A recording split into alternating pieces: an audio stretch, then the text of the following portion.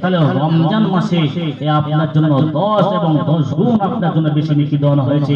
তাহলে এই রমজান মাসে আল্লাহ রাব্বুল আলামিন বেশি বেশি গুরুত্বপূর্ণ ফজিলত দিয়েছেন।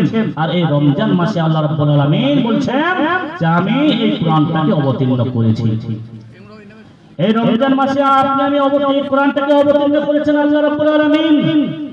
তাহলে এই রমজান মাসে যদি আমরা কোরআন পড়ি, তাহলে যদি কোরআন পড়া যদি নাও আমি পাই কোরআন পড়তে, যেগুলো মানুষ কোরআন পড়তে জানে, যেগুলো মানুষ কোরআন পড়তে শিখেছে, তার পাশে যদি আমি মন দিয়ে একবার কোরআনটা শুনে যে বলো তো আমি কোরআনটাকে পড়ি, তাহলে কোরআনকে রমজান মাসে খতম করতে হবে, কোরআনকে রমজান মাসে পড়তে হবে।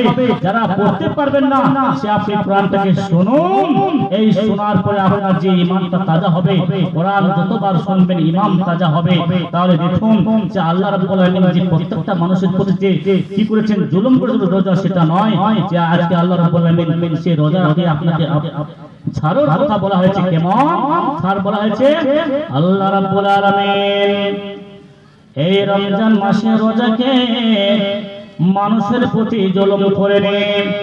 আপনার বয়সটা অনেক নেমে গেছে, আপনি 80 বছরের বৃদ্ধ হয়ে গেছেন।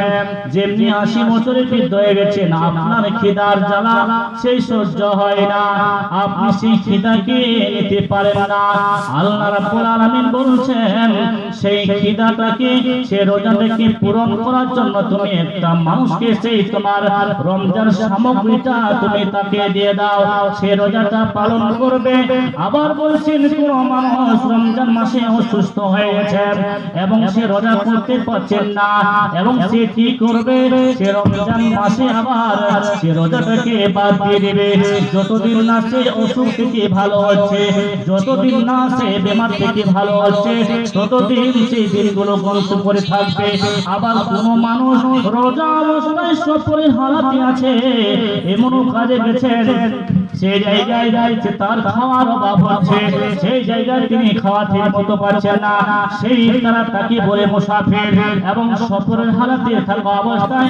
তার জন্য আল্লাহ রাব্বুল আলামিন বলছেন তুমি সেই দিনগুলোকে গিনতি করে, সেই দিনগুলোকে গুনিয়ে আপনি সেই পরের মাসে হোক এবং তার পরের মাসে সে রমজান মাসের রোজাটাকে পূর্ণ করতে হবে। তাহলে আল্লাহ রাব্বুল আলামিন এই রমজান মাসে আপনাকে কি বললেন, যদি আপনি অনেক অসুস্থ হয়ে যান, বেমারের হালাতে আছেন, হাসপাতালে ভর্তি হয়ে আছেন, তাহলে আপনাকে সেই দিনগুলোকে মনে রাখতে হবে যে আমার এত দিন কাজা হলো, সেই কাজা রোজাগুলো আপনাকে পরের মাসে, তার পরের মাসে 11 মাসের মধ্যে আপনাকে সেই কাজাগুলোকে পূর্ণ করতে হবে।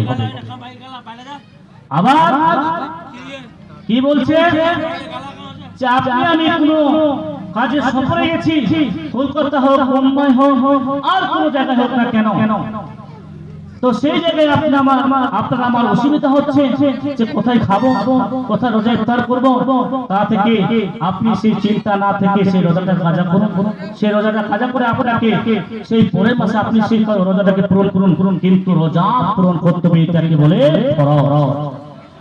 এই 1 মাস রোজাকে ফরজ করেছেন আল্লাহ রাব্বুল আলামিন, আপনাকে 1 মাস রোজা পূর্ণ করতে হবে।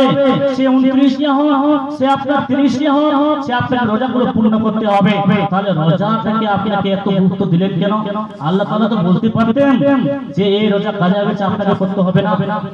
আজকে ঈমান যদি আপনার তাজা থাকে, ঈমানের আপনি সঠিক অর্জনগুলো করে থাকেন, তাহলে দেখবেন সেই রমজান মাসে যেগুলো কাজা হয়েছে, সে রমজান মাসের কাজাগুলো আপনাকে অন্য মাসে তুলতে হবে। তাহলে রোজার গুরুত্বটা কত, রোজার ফজিলতটা কত।